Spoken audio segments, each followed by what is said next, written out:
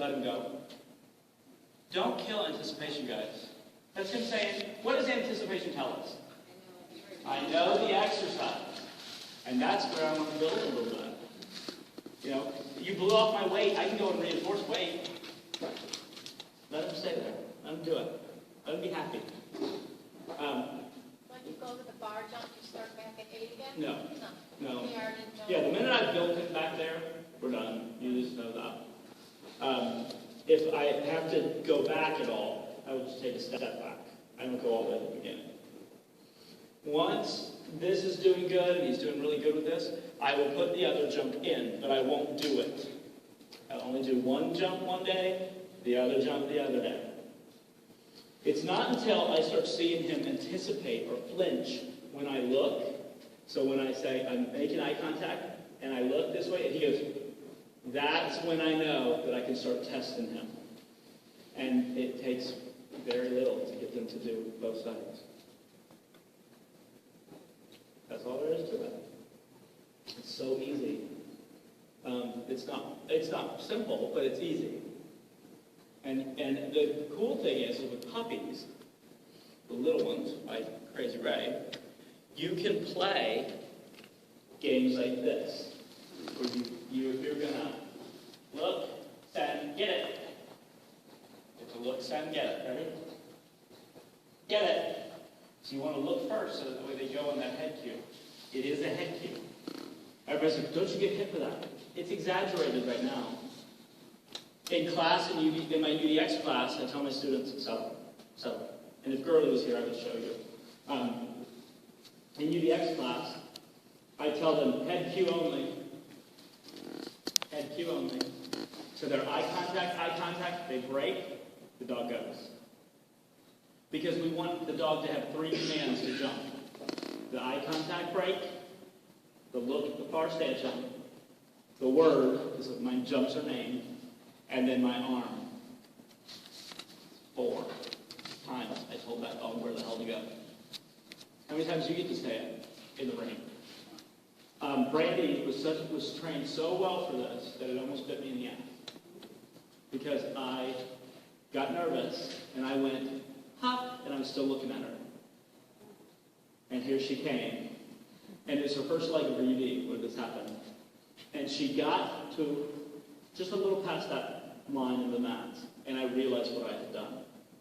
And I looked to the jump, and when I did, she detoured and took the jump. And the judge was like, what made her go? That's how subtle it was.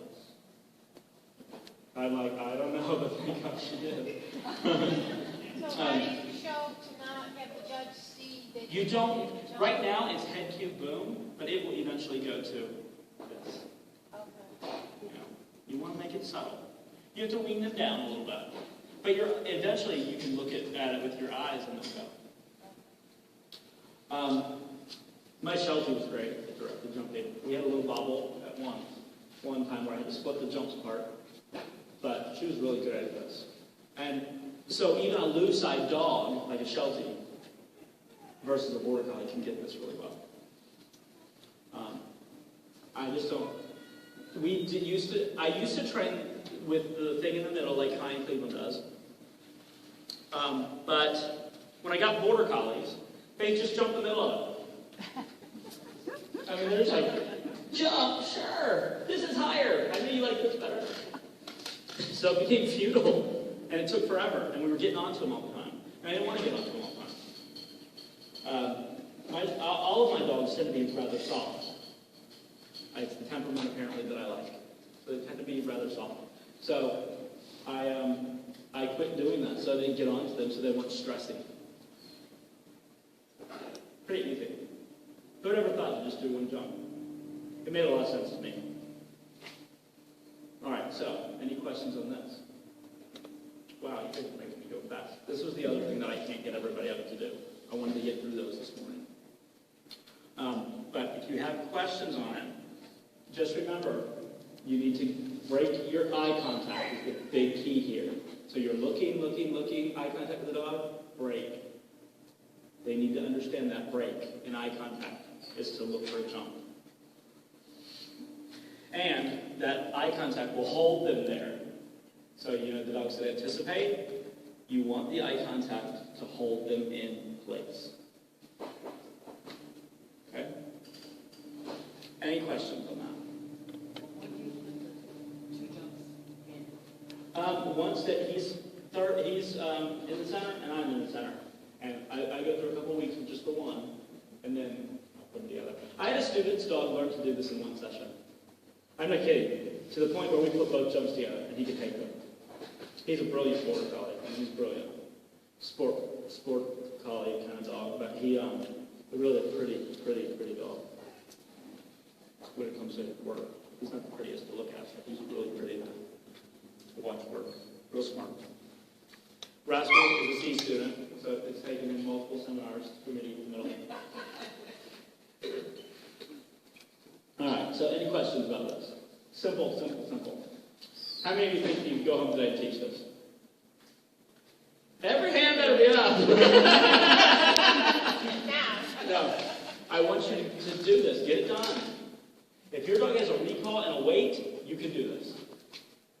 So puppies, remember we play the games with the puppies. Head, arm, throw. Head, arm, throw. Head, arm, throw. That way it starts to happen really quick. If you haven't taught your dog to jump, you need to go through the Susan Sallow stuff. Obedience dogs jump like crap. I mean, how many of you go to a trial and see them jump and you're like, oh, nobody ever taught you to do that. Teach them to jump. It's been years since I taught him to jump, and I still feel like he's jumping pretty nicely for Rascal. And he's a big dog. I don't add height to this until they're really good at it, but when I add it, I go all the way up. So like I start adding 2 inches at a time in a session until I get your full height. Don't spend too much time teaching directionals without height. Because what will happen is if you don't quickly do this and get it done, then they learn to jump flat. And I don't want them to jump flat. Get them to the... So once you get to the middle, where you're in the middle, have a session and raise your height. Any other questions?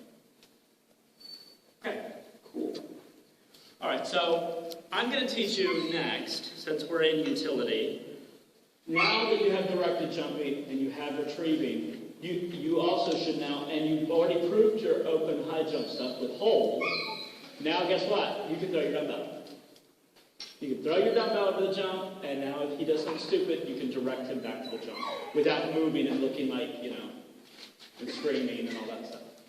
So your correction for coming around the jump on the directed jumping is the same correction that you give them when they bring the dumbbell around. So you just interrupt motion, wrong, and walk forward. Don't try to make extra corrections here. Don't build them in. Keep everything consistent. It should all build on top of each other. So now that we have that, I can now throw my dumbbell over the high jump. So now you have the retrieve on the flat, retrieve on the high, directed jumping, no go outs, but directed jumping. And you have articles. We're making progress.